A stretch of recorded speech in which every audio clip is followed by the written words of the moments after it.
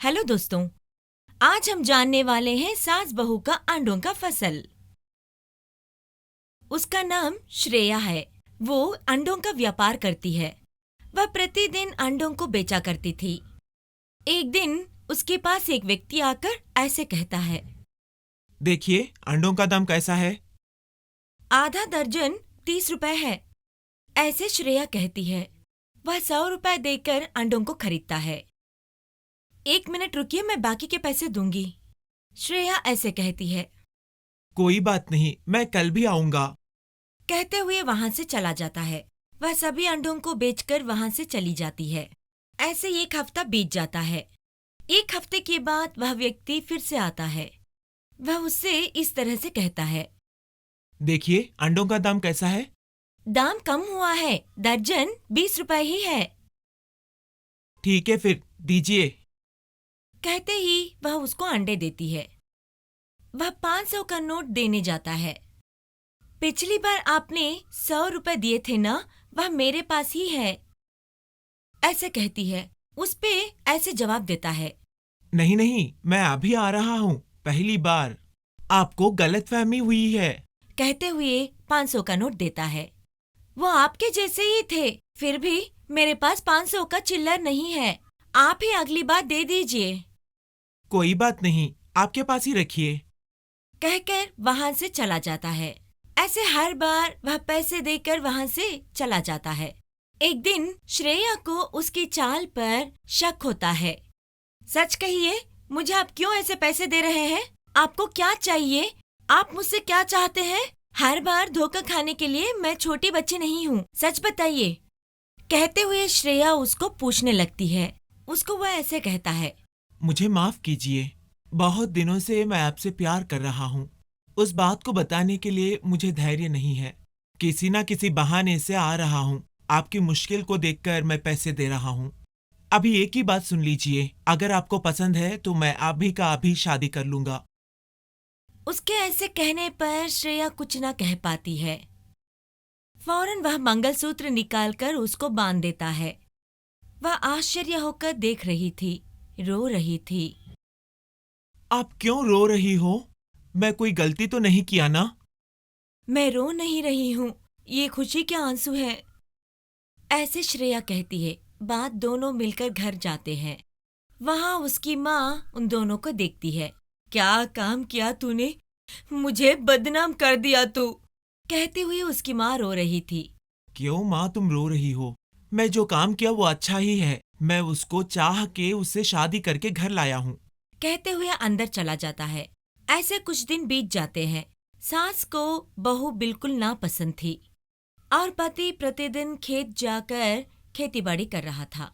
ऐसे में बहुत बारिश होने पर पूरी खेती नष्ट हो जाती है। वह बहुत तकलीफों में आ जाता है।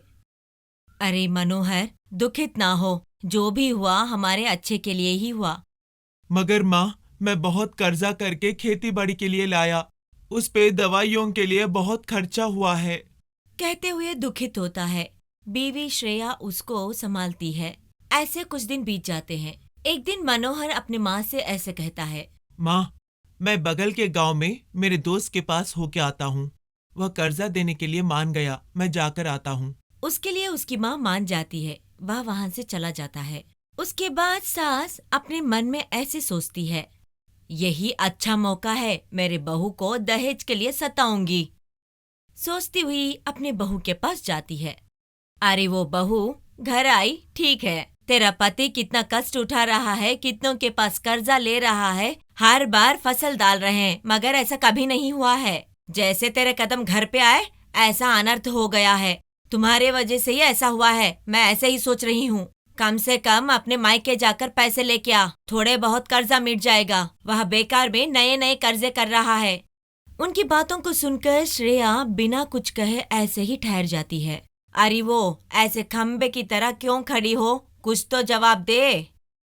बहू को क्या जवाब दें कुछ समझ में नहीं आता। सासू माँ, मुझे आपसे कुछ कहना है। मुझे आगे पीछे कोई नहीं है। मैं अंडों का व्यापार कर रही थी, तभी आपका लड़का मेरे पास आया था। अपने प्यार के बारे में बताकर मुझसे शादी किया। रोती हुई सब बात बता देती है। उन बातों को सुनकर सास को बहुत गुस्सा आता है। अरे वो आगे पीछे कोई नहीं अनाथ हो, मेरा बेटा ऐसा काम किया है। उसके लिए बहुत अच्छे रिश्ते आए थे, करोड़ों रुपए दहेज देने के लिए मान गए थे। तुम्हारे वजह से कितना अनर्थ हो गया है। तू कहीं पे भी जा, मगर दहेज लेके ही घर आ, नहीं तो घर पे ही मत आना। कहते हुए सास डांट कर उसको घर से बाहर निकाल देती है। सासू माँ, दया करके दरवाजा खोलिए, मैं पैसे कहाँ से लेके आऊं? कहते हुए श्रेया बाहर रो रही थी। नहीं लाई तो कहीं जाके मर, अगर तू एक क्षण भी इधर रही तो मैं अपने आप को मार डालूंगी, कहते हुए श्रेया को धमकाती है। अरे रे सासू माँ, ऐसी बात मत कहिए, मैं ही कहीं जाके मर जाती हूँ, मगर मेरे पति आने तक रुकने दीजिए। क्यों री, मुझ पे कान भरने के लिए? अगर मेरे बेटे के आंखों में आओगी तो मैं अपने आप को मार डालूंगी। सासू माँ, कहते हुए श्रेया वहां से चली जाती है। वो वहां से सीधे सीधे उस गांव के नदी में जाकर कूद जाती है। तभी एक स्वामी जी वह देखकर अपनी माया शक्ति से उसको बाहर लेके आते हैं। क्यों स्वामी जी मुझे बचाया है? मैं किसके लिए जीऊं? क्या हुआ बेटा, तुम्हें इतना कष्ट क्या आया है, बताओ। मैं एक अंडों की व्यापारी थी, मुझे आगे पीछे कोई नहीं है, कहते हुए श्रेया सब कुछ बता देती है। फिर भी कोई बात नहीं है, मैं हूं ना। ये लो, यह बीजों को लेकर अपने सासू माँ को दे दो। स्वामी, वो बीज नहीं मांगी थी, वो पैसे मांगी थी। आप ये मुझे क्यों दे रहे हैं, मुझे समझ में नहीं आ रहा है। देखो बेटी, जैसे मैं कहता हूँ वैसे करो। इन बीजों को देकर खेतों में डालने के लिए कहो, तब क्या होता है देखती रहो। तुम्हारे पति कोई कर्जा करने की जरूरी नहीं है, और तुम्हारी सासू माँ तुमसे दहेज भी नहीं मांगेगी, कहते हुए उन बीजों के थैली को देता है। वह आश्चर्यचकित होकर उसको लेकर वहां से चली जाती है। घर के पास सास को सब बात बताकर उन बीजों को खेत में डालने के लिए कहती है। क्या कह रही है? मैं पागल दिख रही हूँ क्या? मुझसे खेल रही है? ऐसा नहीं सासू माँ, स्वामी जी ने ऐसे क्यों कहा है, एक बार देखते हैं ना, इससे क्या हो जाएगा, प्लीज सासू माँ, कहते हुए श्रेया समझाती है। उसको मानती हुई दोनों उन बीजों को लेकर खेत के पास पहुँचते हैं। वह सास बीजों को खेत में डालती है। फौरन खेत में पौधे आते हैं। उन पौधों को सुनहरे अंडे निकलते हैं। वह सब कुछ देखकर सास बहू आश्चर्य हो जाते हैं। सास उन सभी अंडों को लेकर बहुत खुश हो जाती है, आश्चर्य भी हो जाती है। वह सब कुछ देखकर बहू खुश होकर यह सब कुछ स्वामी जी की वजह से कहती है। वह दोनों मिलकर अंडों को लेकर घर जाते हैं। ऐसे कुछ दिन बीत जाते हैं। सास अपने मन में ऐसे सोचती है, एक बार चिल्ला के भिजाने से ऐसे बींजे आए, अगर फिर से एक और बार डांट के भिजाऊंगी तो फिर से स्वामी जी बींज देंगे, उनसे सुनहरे अंडे निकलेंगे। सोचते हुए बिना कुछ कारण से बहू को डांटने लगती है। वह डांट कर, मार कर, पैसे लेके आने के लिए कहकर वापस स्वामी जी के पास भिजाती है। वह रोती हुई स्वामी जी के पास पहुंचकर सब कुछ कहती है।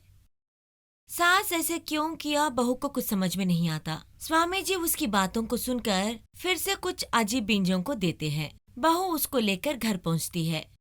सास उसको लेकर बहुत खुश हो जाती है और खेत में डालती है। फिर से ऐसे ही पौधे निकलते हैं, उनको सुनहरे अंडे निकलते हैं। उसको देखकर सास बहुत खुश हो जाती है, सभी अंडों को लेकर घर पहुंचती है। ऐसे ही कुछ दिन बीत जाते हैं। फिर से बहू को डांट कर स्वामी जी के पास भिजाती है। अब स्वामी जी को सास की दुराशा के बारे में पता चलता है। स्वामी जी इस बार भी कुछ बीज देते हैं।